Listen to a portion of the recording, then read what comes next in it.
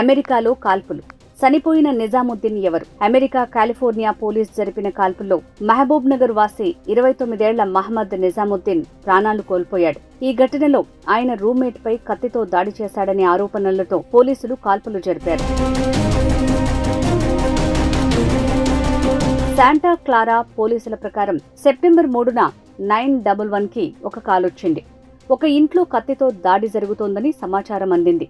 అక్కడికి చేరుకున్న పోలీసులు నిందితుడిని రూమ్మేట్ పై కత్తితో ఒత్తి పట్టుకున్న స్థితిలో చూసి కాల్పులు జరిపారు. వెంటనే ఆస్పత్రికి తరలించగా నిజాముద్దీన్ మృతి చెందాడు. మరో రూమ్మేట్ గాయాలతో ఆస్పత్రిలో చికిత్స పొందుతున్నాడు. ఈ ఘటనపై Santa Clara county district attorney office, police విభాగం కలిసి దర్యాప్తు చేస్తున్నారు.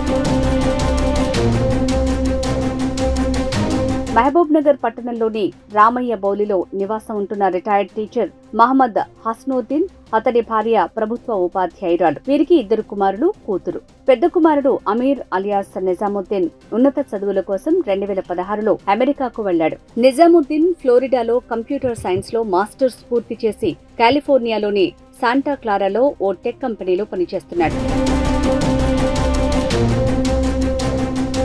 నిజాముద్దీన్ తన పని తాను చేసుకుని జీవించే వ్యక్తిని, ఎవరితో గొడవపడే తత్వం తనకు లేదని ఆయన కుటుంబ సభ్యులు చెప్తున్నారు. అతను గతంలోనే జాతి వివక్ష, వేతన మోసం, అన్యాయంగా ఉద్యోగం నుంచి తొలగించడం, హింస వంటి విషయాలపై బహిరంగంగా ఫిర్యాదులు చేసినట్లు కుటుంబ సభ్యులు గుర్తు చేశారు.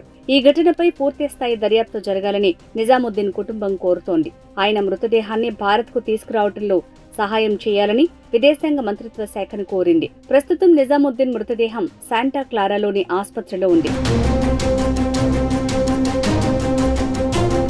మజ్లిస్ బచావో తహరీక్ ప్రతినిధి అంజాద్ ఉల్లా ఖాన్ నిజాముద్దీన్ తండ్రిని కలిసి పరిస్థితిని తెలుసుకున్నారు. అనంతరం విదేశాంగ మంత్రి ఎస్ జయశంకర్ కి లేఖ రాసి అమెరికాలోని భారత రాయబార కార్యాలయం, శాన్ ఫ్రాన్సిస్కో కాన్సులేట్ ద్వారా పూర్తి నివేదిక ఇవ్వాలని, మృతదేహాన్ని భారత్ కి తరలించడంలో సహకరించాలని కోరారు.